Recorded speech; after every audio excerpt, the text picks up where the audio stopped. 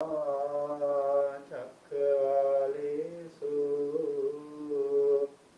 Atra Gacchanthu Devata Saddhammam Munirajasa Sunantu Sagga Mokkadam Dhamma Savana Kalo Ayam Bhadanta Dhamma Savana Kalo Ayam Bhadanta Dhamma Savana Kalo Ayam Bhadanta Namo tassa bhagavato arahato samma sambuddhassa Namo tassa bhagavato arahato samma sambuddhassa Namo tassa bhagavato arahato samma sambuddhassa Mano pubbangama dhamma Mano siddha mano maya Manasache paduthena bhasativa karotiva tato nung dukkhamam veti chakkam vahato padanti. My utmost respect to the perfectly enlightened Samma Sambuddha, the noble doctrine of the Buddha, and the noble Mahasangha, the disciples of the Buddha. Hello everyone. Good afternoon to all of you. And today, on this full moon day, I thought after lunch you also have had some lunch. So rather than talking about some very profound Dhamma, maybe I will tell a story.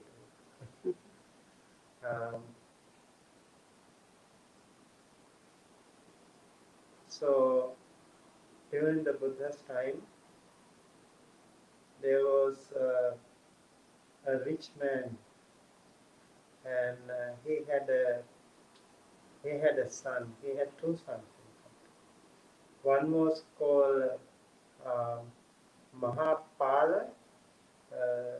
The younger one was called Chulapala. Okay? So remember the two brothers.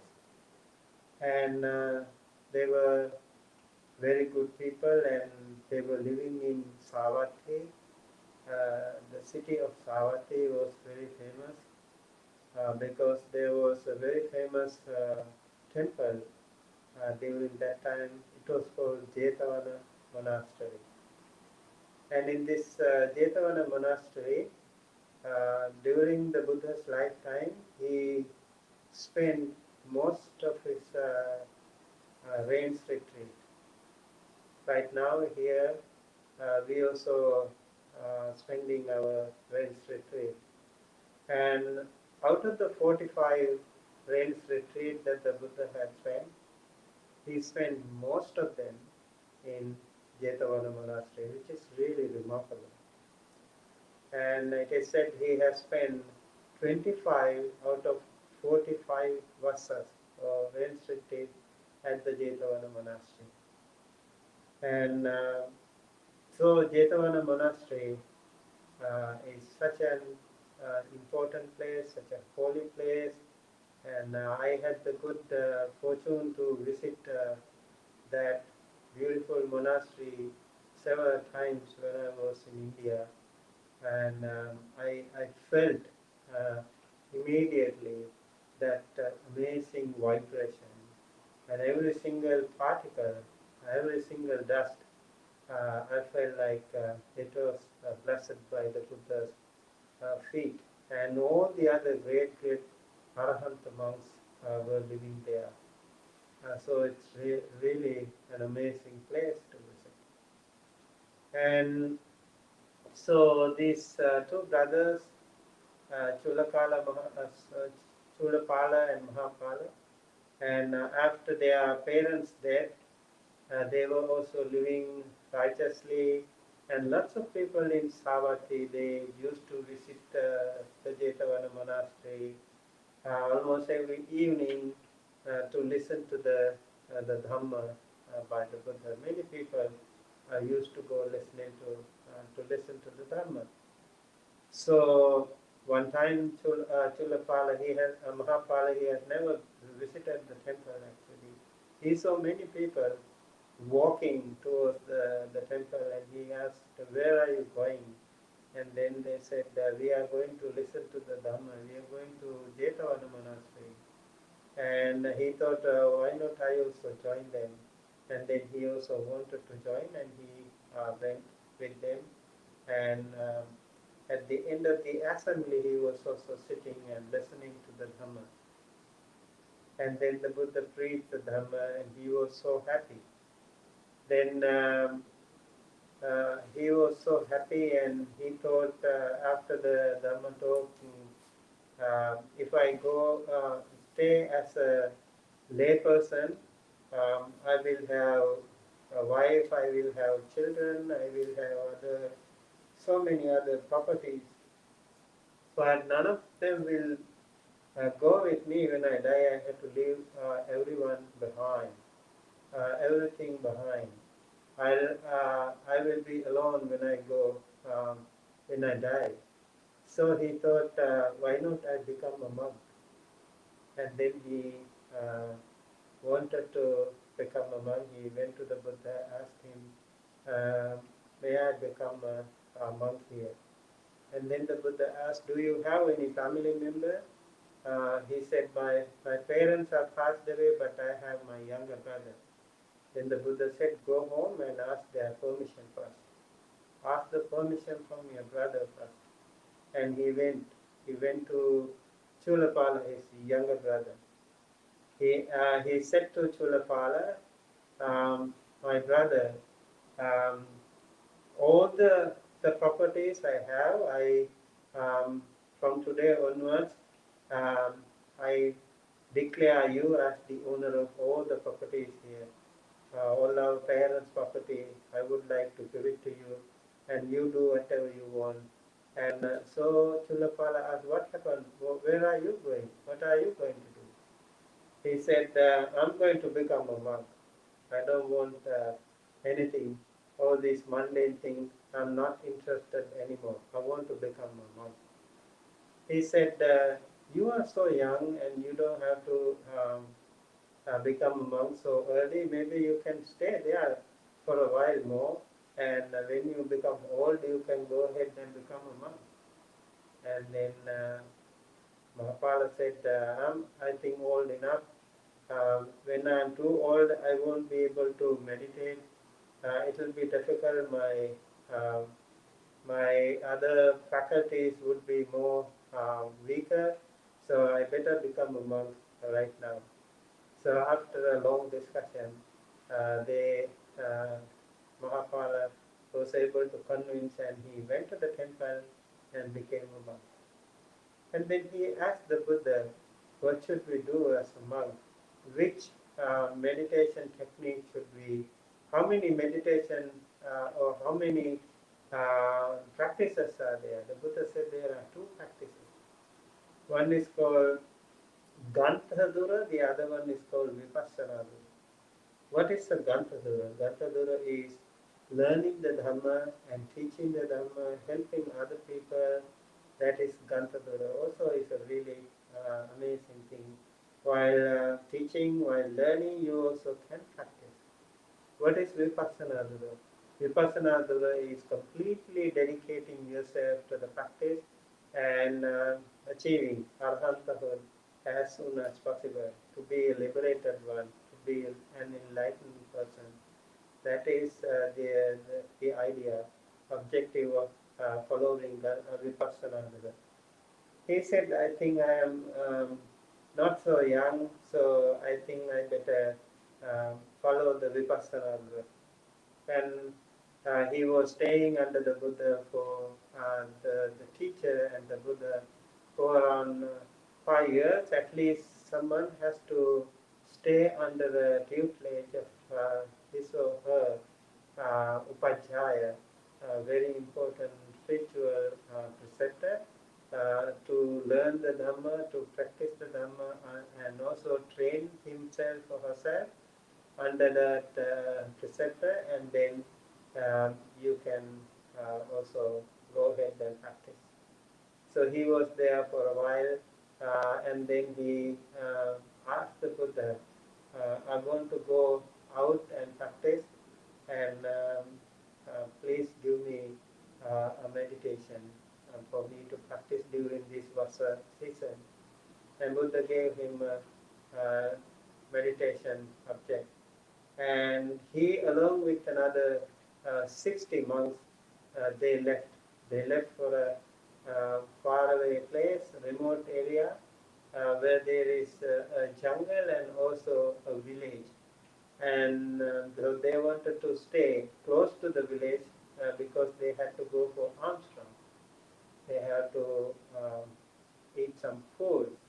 So they were walking, passing by, and then the people in the village, they were asking, where are you going, noble ones? They were very happy to see so many monks there. And then they said, we are going to meditate. We are happy to stay here in this forest. And then the people said, we are also very happy to take care of your 4 requisites. Please stay here. We will take care of you during this rains retreat. And so they temporarily they built some small huts for those monks to meditate for their requisites. So they would say there are 4 requisites for the monks that would be important for their survival. One is the robe that we wear. This is called chivara. Just like you have the clothes, so we have the robe. That's a basic human requirement. And then they also need food.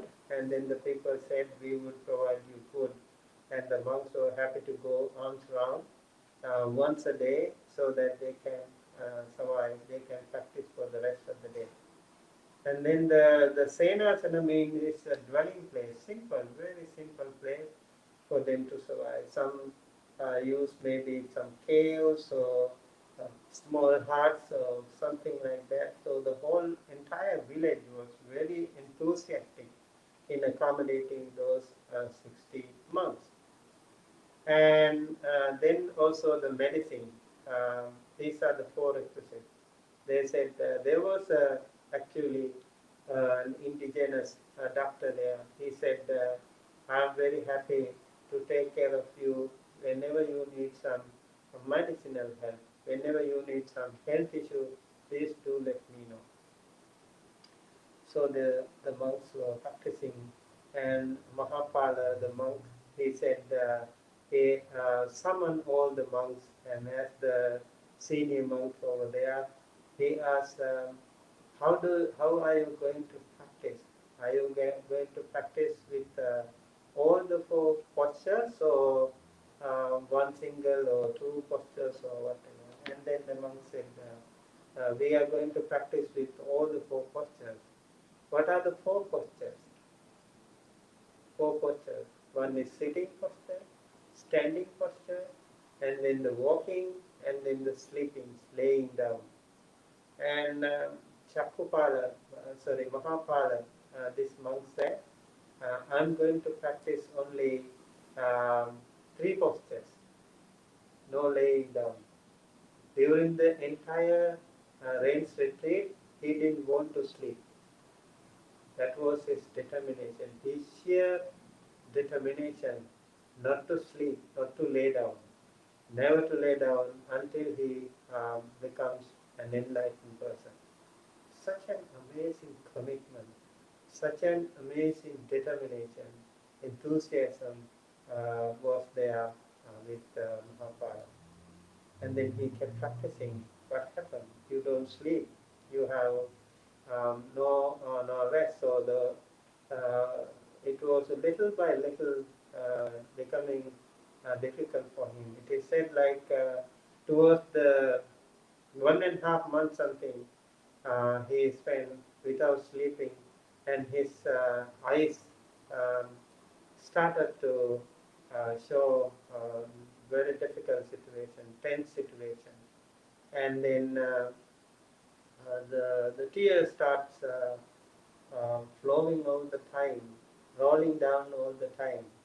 And so one day the other monks were asking, why is this? What happened? And so he said, my eyes are troubling me, and the tears keep coming. And then the other monks informed the doctor over there. And then doctor sent a medicine, and he asked the monk to apply the medicine, and a very good medicine. So he applied, and that would cure him.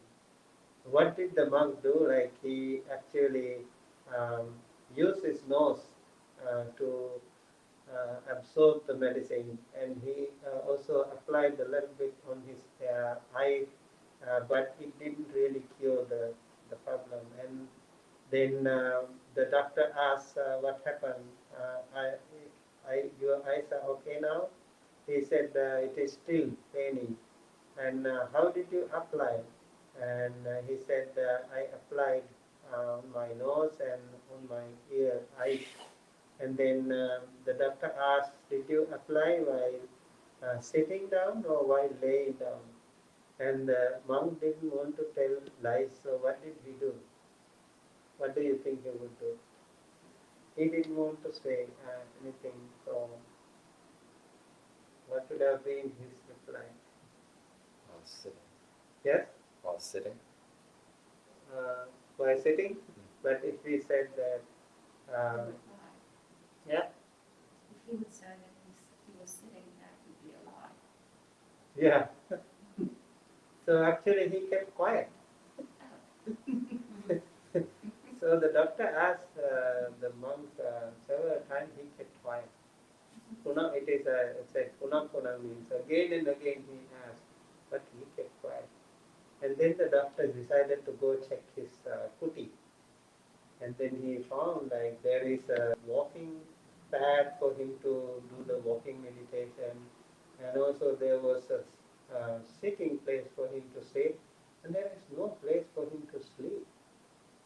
He was really surprised. And then he asked again, where is your sleeping place? He kept quiet. He kept quiet. And then the doctor decided that this monk is not sleeping. He doesn't sleep, he doesn't lay down. And then he asked, Bhante, if you want to practice your meditation, you also need to take care of your eyes. It's important to take care of your health too, otherwise you will be in more trouble. And so the Bhante kept quiet. And then in the night, he told the doctor actually, I will have a discussion and let you know. And so he's alone. So how does he have a discussion? He had a discussion with himself. He asked himself, Mahaprabhu, how many times did you lose your eyes in the samsara? And how many times did you have an opportunity to practice meditation like this? And so how many times did you meet a Buddha and take the meditation object? And so what is your decision? What do you want to do? You want to lose your eyes or you want to become enlightened? And so he decided finally, it doesn't matter. Eyes is nothing. It's not so important. I'm going to become enlightened now, no matter what. And then so he decided already. And the doctor asked again, what will you do? And he kept quiet. And then the doctor said, I'm not going to give you any prescription anymore because I don't want to be blamed by other people by not treating you well enough. And then he came back and he said to himself, now I have been refused by the doctor also, and I have to become more diligent. You have to work more harder to achieve your goal. He talked to himself, kept practicing, and practicing. And it is said, sooner he became Arahantama. The thing is, his enlightenment and his blindness took place together, synchronous. Both of them happened together. It's amazing. So what happened? He actually had the light, the real inner light he had.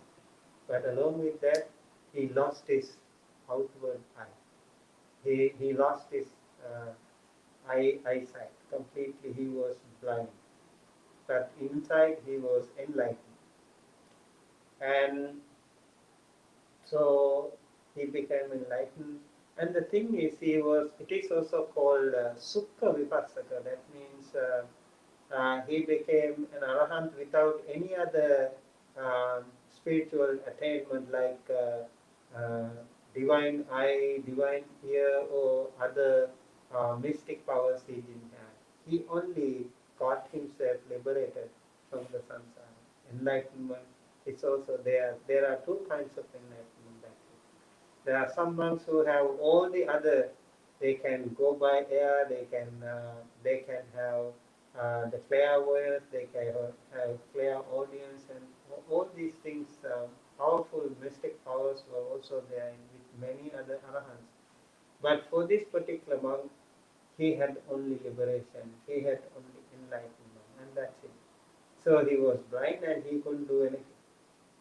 And then the following day, the other monks were ready to go to the Pindapata or alms round. They went to the Mahathero's kuti and they were asking, Bhante, we are ready to go for alms round. Are you ready? He said, my eyes are actually already gone. I can't walk anymore. And please go ahead, he said. And then the other monks were very sad. They said, don't worry, Bhante, we will take care of you. And they went to the village and they told the other people, our senior monk Mahathero is blind now, he cannot do anything, he cannot walk around. And so the people also brought him porridge, they brought him food and all the other requirements for the rest of the Vasa season. It is also said that he continuously encouraged the other monks, the other group of monks. Work hard, work diligently, try to achieve your enlightenment as soon as possible. He didn't even tell them he is enlightened. He just kept quiet. He was such a humble and simple monk. And so before the end of the Vasana season, rains retreat, all the other monks were able to become enlightened. They were also working hard, but they also had enough rest. They had the balanced approach, and they finally got enlightened, and they were so happy. What happens when you become enlightened? You normally have to go pay respect to the Buddha, and that is also a custom. You go meet your teacher, spiritual advisor. And so at the end of the Vasana season, all the monks got together and they also transferred merit to all the people in the village for taking care of them. And then it is time for us to go pay respect to the Buddha, and they said, we are going to go now. And we had to go also across a dangerous jungle or forest where it was haunted by thieves and other life-threatening situations can also be there. So the monks still wanted to take monk Mahapala with them. And then Venerable Mahapala said, you please go ahead, I will come later. And how can you come later? You already cannot see anything. He said, if I go with you, your life will also be in danger. So I better not follow you. You please go ahead and tell the city over there. So some of my family members, they will send someone to take care of me.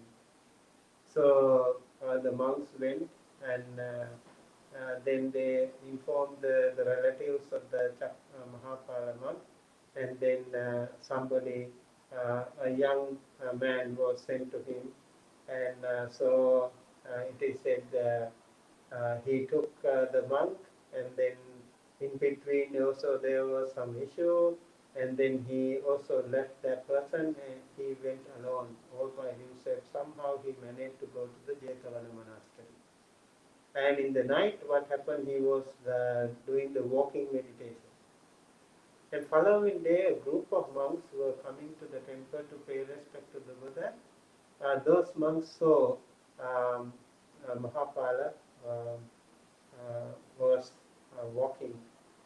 And they also saw many insects, dead insects on the walking path. So they thought this monk has killed so many insects. It's not really good. And then he complained to the Buddha. There is a monk here, and he has killed so many insects, they said, in the night. And then the Buddha asked, did you see them yourself? And then the monk said, no, we didn't see them ourselves. And the Buddha said, just as you didn't see them yourself, the monk also didn't see himself. He didn't know. He didn't have, he was blind. So just don't judge by just like that, although you saw them. And then the Buddha explained that he was not a normal average monk. He was a great enlightened monk. And then the monks were also very curious. And then the Buddha said this monk had an amazing achievement. He achieved his enlightenment. And along with that, unfortunately, his eyes also got blind. And then the monks asked, why? What happened? Why the two things happened together? What was such a bad karma that he did in the samsara, that he happened to achieve his greatest achievement in his samsara? And what happened? The Buddha said there was a reason. And the monks were very enthusiastic to ask from the Buddha, because Buddha could see any person's past samsara, and he could go exactly to any number of births back in his samsara and figure out what really happened. And then the Buddha said one time he was an eye surgeon. This Mahapala monk, he was an eye surgeon before, long time ago. And then what happened, he was also helping many people. And then one time a poor woman came to him and she said, I have eye problem and please help me, and I don't have money though. What I can do is, if you cure my eyes, that will be very helpful to me. Maybe I will take care of you. I will become a slave myself along with my family, and I will take care of you. I will serve you for the rest of my life. And then the doctor was happy, and he gave one medicine. He knew it's a very good medicine. And she applied it, and she felt very good, completely cured. What happened? she came the other day, and the doctor asked how was it, and then she said my eye was a little better before, now it is worse. So she told a lie, and then the doctor realized she is lying, she is cheating, and then he was very angry. He was very upset, and now she wants to cheat me. She doesn't want to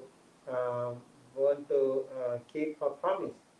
And then he gave another medicine. He gave another medicine to blind her. So he gave a poison, in fact. So she became completely blind.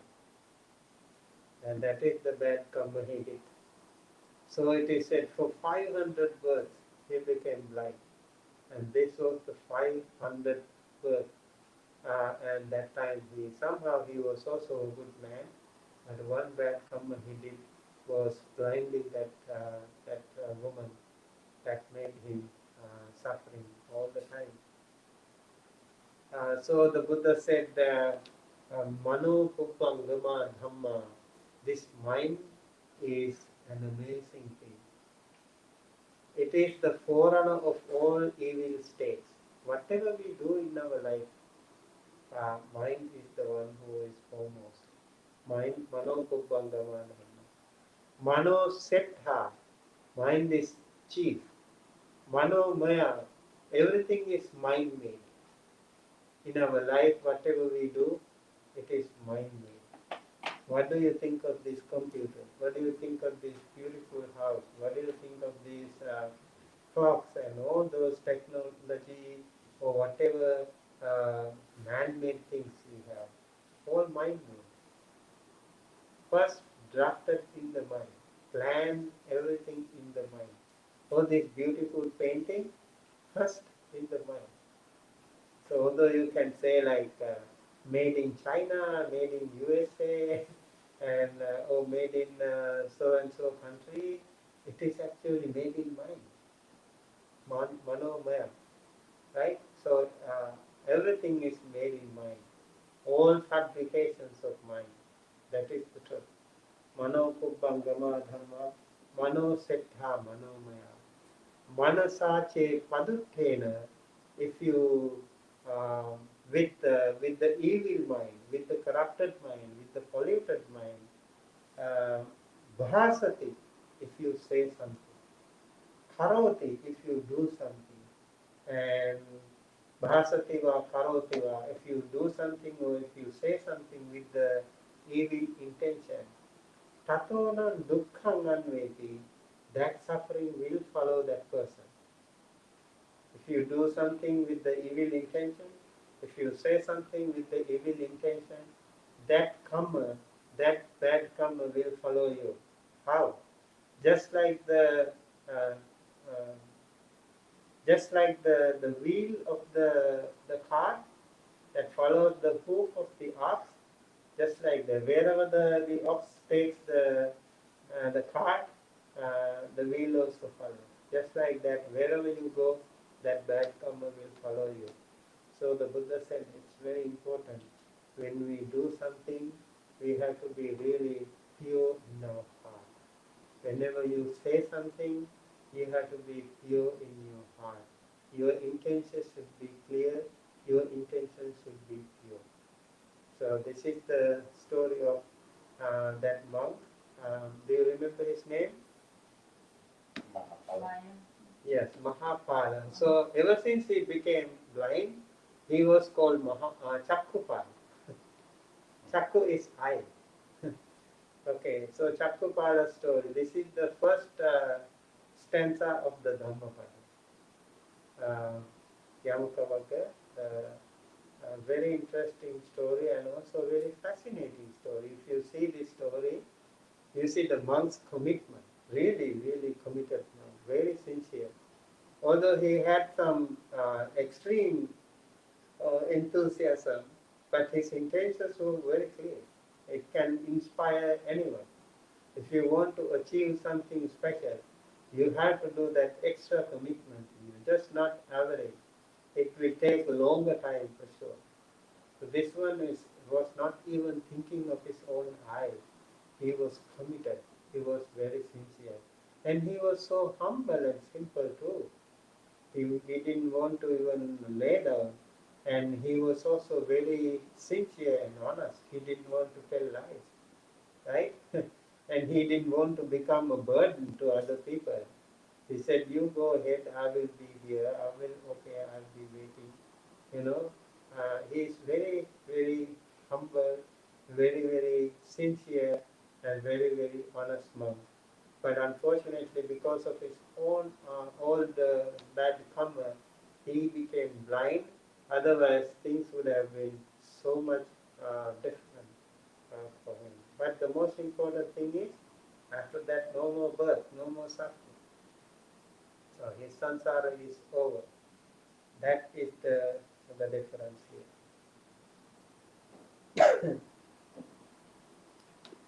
Okay, so that's the story of the Cakkhupala, Venerable Cakkhupala. So I will give some time for you if you have any questions to ask, anything related to the Dhamma that we discussed, or anything about your practice. What is this monk, he lost his eyesight because of his past karma. So, there's karma in thought, word, and action, right? So, how do we, when you think about it deeply, it's very scary. Like you just can't absolutely stray your path of good thought, good action. So, how does a common person cope with this kind of being positive all the time? Yeah, I think in Buddhist karma theory of karma is really, really fascinating. In Chulakam Vibhanga Sutta, so Buddha said, why some people are rich, some people are poor, some people are better looking, some people are not so. Some people are very foolish, some people are very smart. Why this difference? The Buddha said it is their own karma. Their own karma. And you are the one who is responsible of your own destiny, whatever.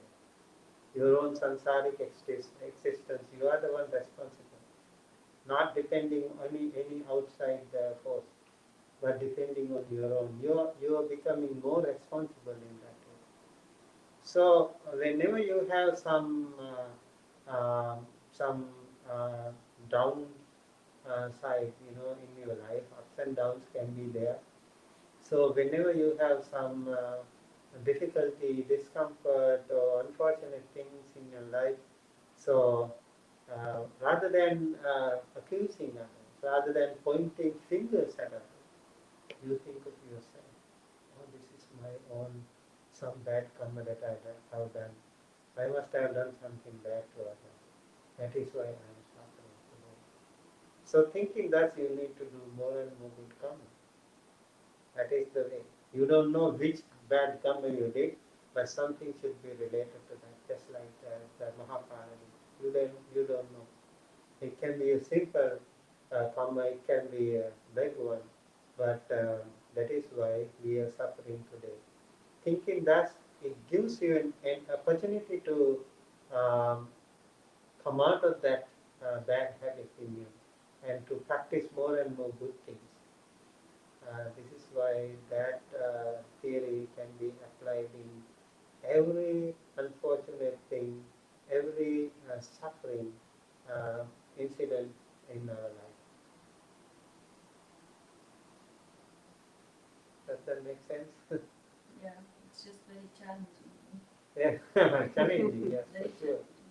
It's very challenging, but you need to keep working on that. Yeah.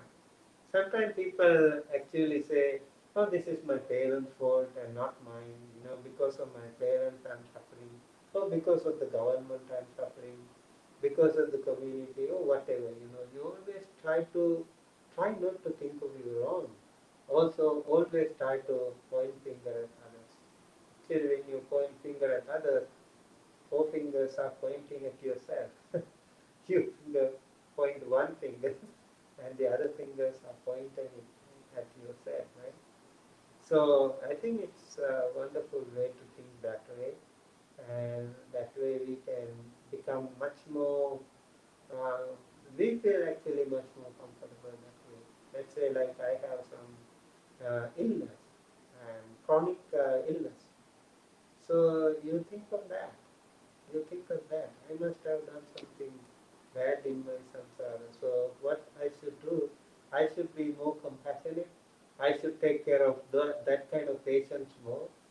I remember like in Sri Lanka, if somebody is sick, the family will go to the hospital and take care of that ward. The ward, there are those that kind of patients are suffering. If a cancer patient, they would go to the cancer hospital and help that kind of people. It makes more sense rather than worrying or repenting on whatever happened. It doesn't mean you are repenting, but you are doing something more meaningful. That way they feel more comfortable.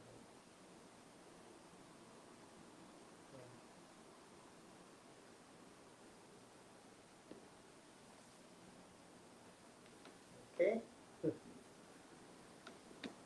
All right. So should we do a meditation? Mm-hmm. Okay. So let's. Okay, you can stand up and do some stretch if you want, because you have been sitting for a while. And so open your eyes, stretch yourself, and then you can do something and settle on your seats. When you are ready, take some time for you to stretch, stand, and stretch.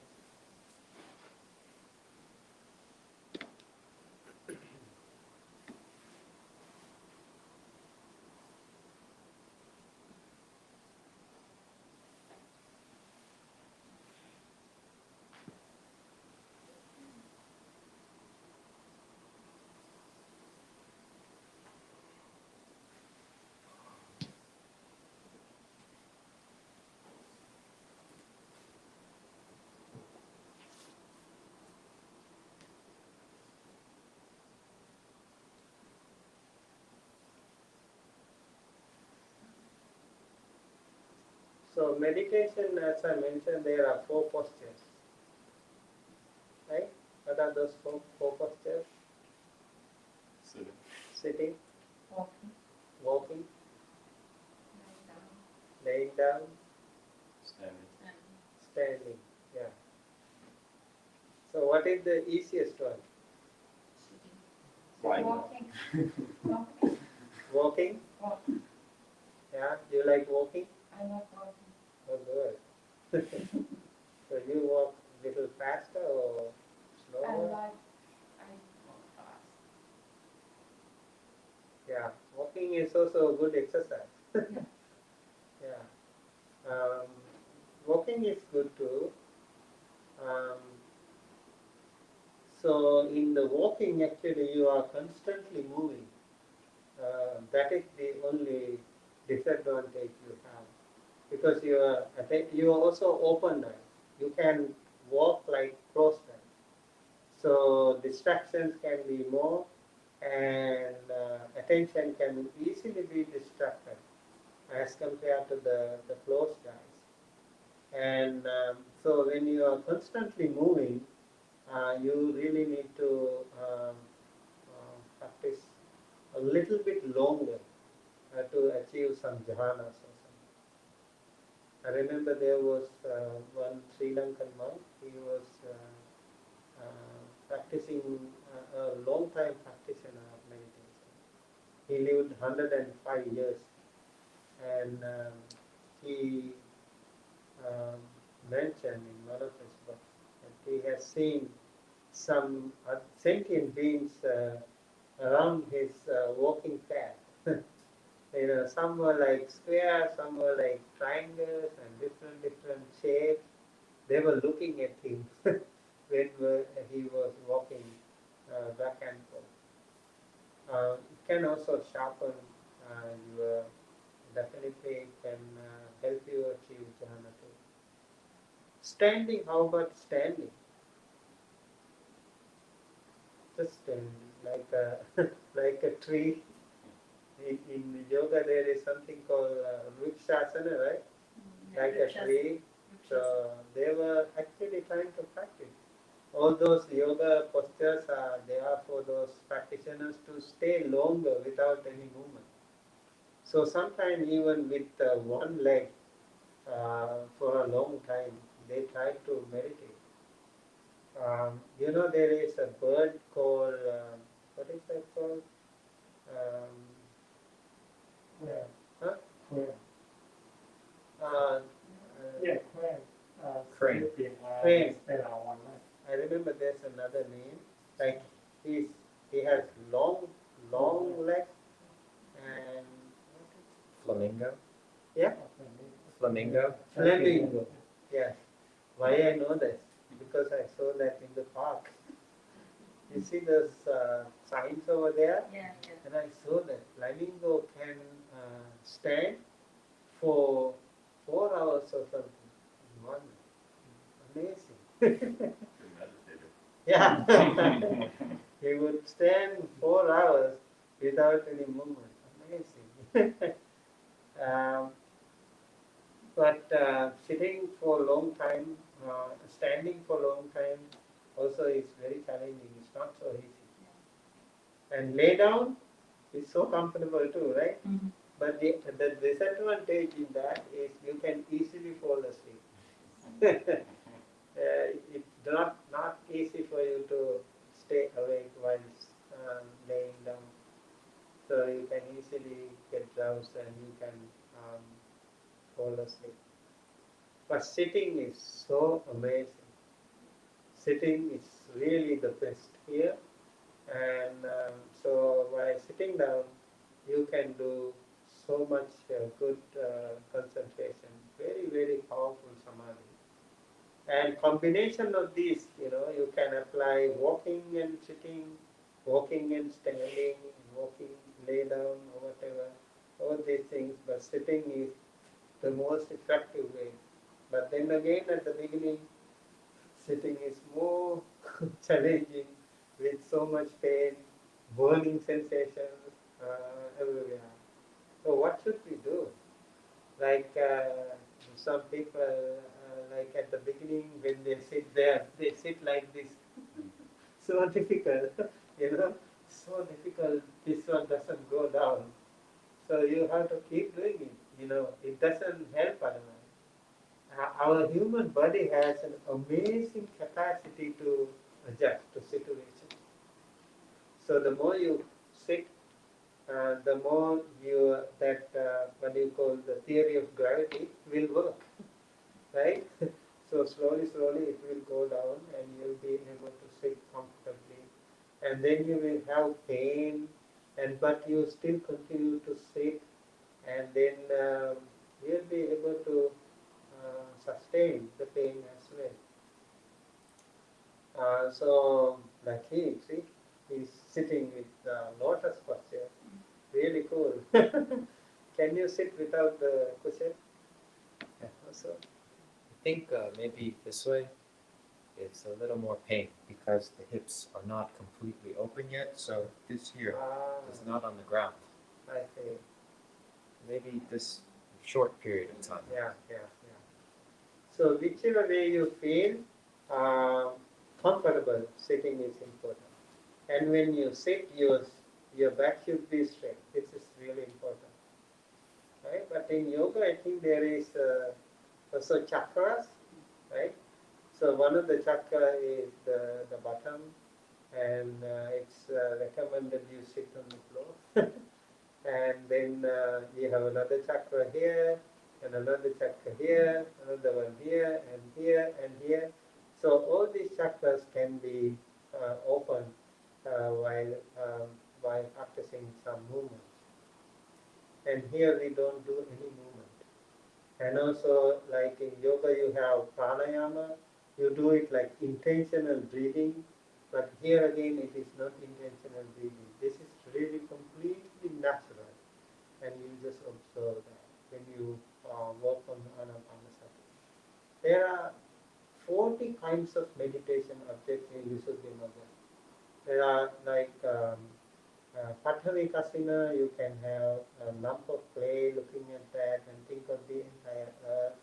And then also, maybe I was thinking one time, showing you a picture of a color. Different colors, you can also think of the color and absorb that and close your eyes and think of that color. And they are all different kinds of meditation of it. Thinking of the Buddha, looking at the Buddha, and then by closing eyes, thinking of the Buddha's noble qualities as another way. Thinking of your own sila, your own good quality, is another practice called sila anusati. Marana anusati, thinking of the death, again another wonderful meditation. And then you also can think of different parts of the body. Our different parts of the body, like kesa, like hair, or like the skin, or different parts of the other parts of the body too. And thinking that they are, it will also help us, work out on our desires. It will be very helpful, especially people with lust, more lust sensation. They should practice more foulness of the body and the death. That can be very helpful. And impermanence, that can be helpful. There are different kinds of people. Raga, charita, dosa, charita. There are some people who have more anger, aggression tendency. So temperament is different for them, and their meditation can also be different. For them, I think metta meditation is really, really useful. So these are some of the meditations. So whichever meditation that you have practiced, maybe silently thinking of anapana, practicing anapana, like thinking of one-pointedness, try to focus on one-pointedness. Like, I think with this, I don't know if that is possible. If you can, breathing in and breathing out. So in between the nostril and the upper lip, we focus on the anapana. And then you can also practice from top of the head all the way to the tip of the toes. You scan and send loving kindness to yourself and send loving kindness to everyone around. You can send it after that like through different directions, north, east, west, south, and then the upper and below. And that way also you can think of all the sentient beings and send loving kindness. That's another way. Also you can start with yourself and then your near and dear ones, and then the neutral ones, then the unfriendly ones. That's another way. Also you can think of ourselves and then people who are meditating here, and then everyone here in this premises, seen and unseen in this area. So you can expand the territory.